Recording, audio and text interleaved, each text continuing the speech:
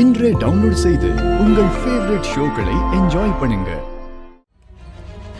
மாறா, நான் இப்போ ஒண்ணுமே இல்லடா, என்ன விட்டுறா, நான் எங்கேயாவது போறேன். அப்படிலாம் விட முடியாது, வேணா உன் காலில் விழுந்துட்டுமா? நான் வரல, அவ்வளவுதான். தயவு செஞ்சு வாடா. இங்க பார், என்னால கடைக்கெல்லாம் வர முடியாது. இப்போ உன்னை யாரு கடை கூட்டு போறேன்னு சொன்னா?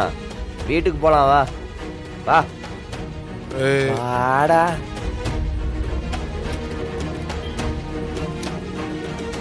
ஏறு.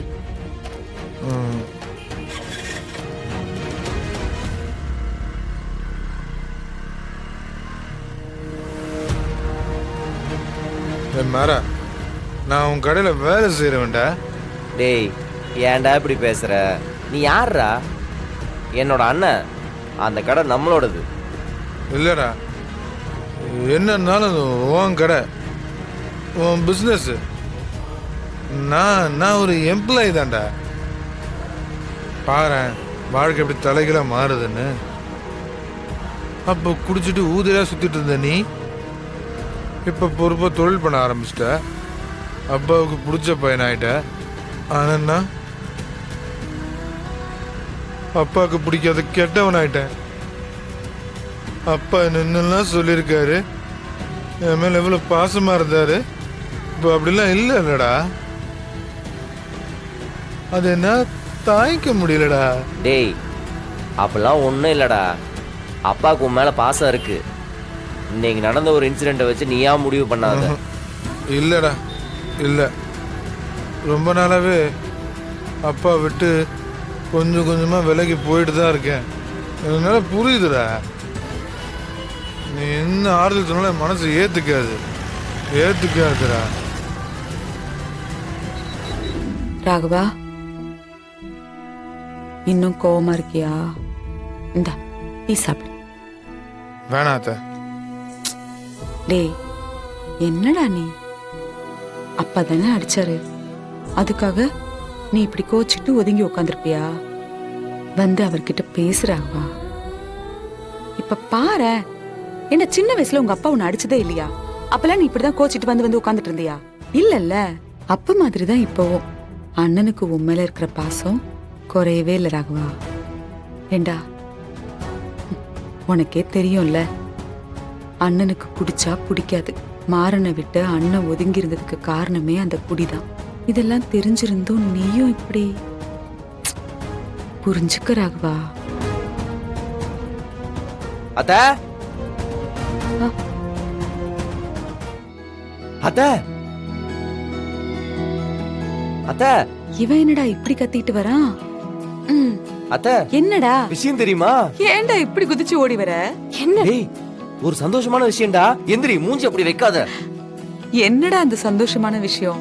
நமக்கு ஏதாவது பெரிய ஆர்டர் கிடைச்சிருச்சா? உன் வாய்க்கு சக்கரை தான் அள்ளி போடணும். கரெக்டா சொல்லிட்ட.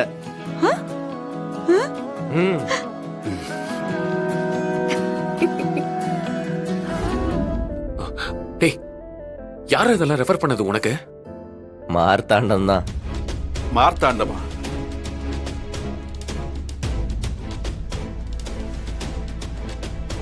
எலெக்ஷன்ல முறுக்கிட்டு இருந்தானே அவன் எப்படி?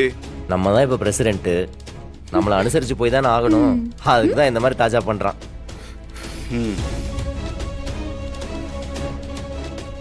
வீரா, கார்த்தி, ராகவா, இந்த வேலையை நம்ம பிரிச்சு செஞ்சா மட்டும்தான் 2 நாள் ஆர்டர் டெலிவரி கொடுக்க முடியும்.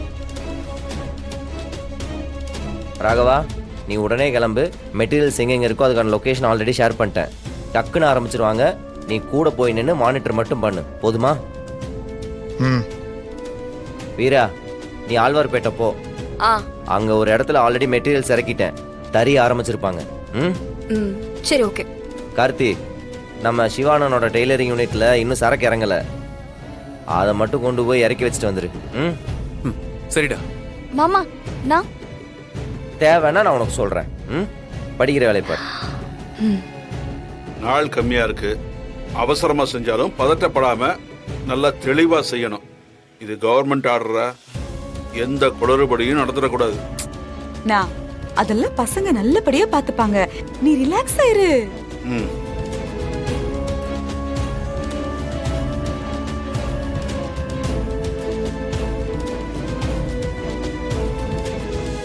இந்த விஷயம் எப்படி பார்த்தாலும் விஜய்க்கு தெரிஞ்சிருக்கணுமே. ஹ, அவ இந்நேரம் வயிறு எரிஞ்சு துடிச்சுக்கிட்டு இருப்பா. நீங்க வேற. அவ நம்ம பேசிட்டு இருக்கும் போதே பார்த்தா கார்த்திக். அவளுக்கு வெறுப்பு தாங்க முடியல. நல்லா வயிறு எரிஞ்சு சாகட்டும். இங்க பாரு, இனிமே நம்ம அடிக்கடி அவளுக்கு ஷாக் கொடுத்துக்கிட்டே இருக்கணும். இதோ வந்துட்டா பாருங்க. என்ன? வாங்க போலாம்.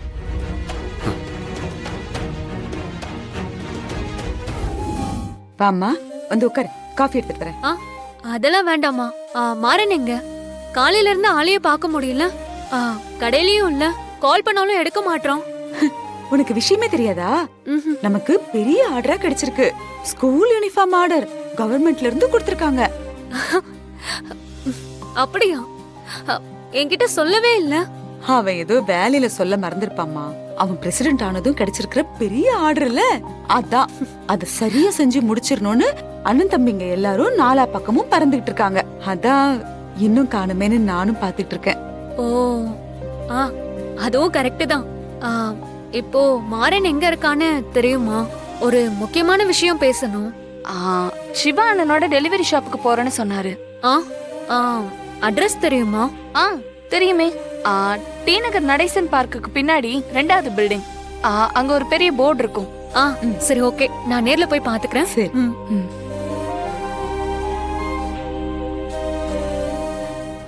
இந்த பொண்ணு மாறன் மேல ரொம்ப அக்கறையா இருக்குல்ல. ஃப்ரெண்ட்ஸ் வள்ளியம்மா அப்படிதான் இருப்பாங்க.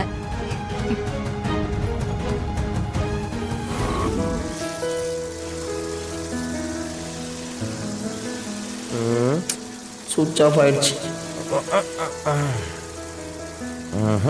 அதான் சுவிட்ச் ஆஃப் ஆயிடுச்சுல, என்னத்த திரும்ப திரும்ப பாத்துக்கிட்டு இருக்க? ஒரு சார்ஜர் ரெடி பண்ணி கொடுன்னு எவ்வளவு நேரமா கேக்குறேன். உனக்கு தான் கல்யாணம் ஆயிடுச்சுல, சார்ஜ் போட்டு யாருக்கிட்ட பேச போற? ஏன் பொண்டாட்டிக்கிட்ட பேசுவேன்? பொண்டாட்டிக்கிட்டயா? அவ இந்நேரம் எவ்வளவு போன் அடிச்சிருப்பா தெரியுமா? தம்பி, அவன் போன்ல சார்ஜ் இல்லைன்னா பொண்டாட்டிக்கிட்ட இருந்து போன் வராதுன்னு நிம்மதியா இருப்பாங்க. நீ என்னப்பா நீ? ஹலோ, அதெல்லாம் இங்க கிடையாது. எங்க லவ்வே இப்பதான் ஆரம்பிச்சிருக்கு.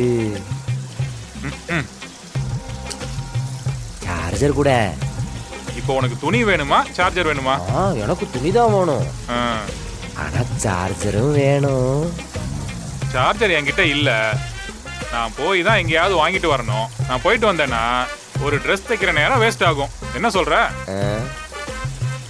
கொஞ்ச நேரம் ஒய்ஃப் கிட்ட பேசலன்னா ஒன்னும் கெட்டு போயிடாது.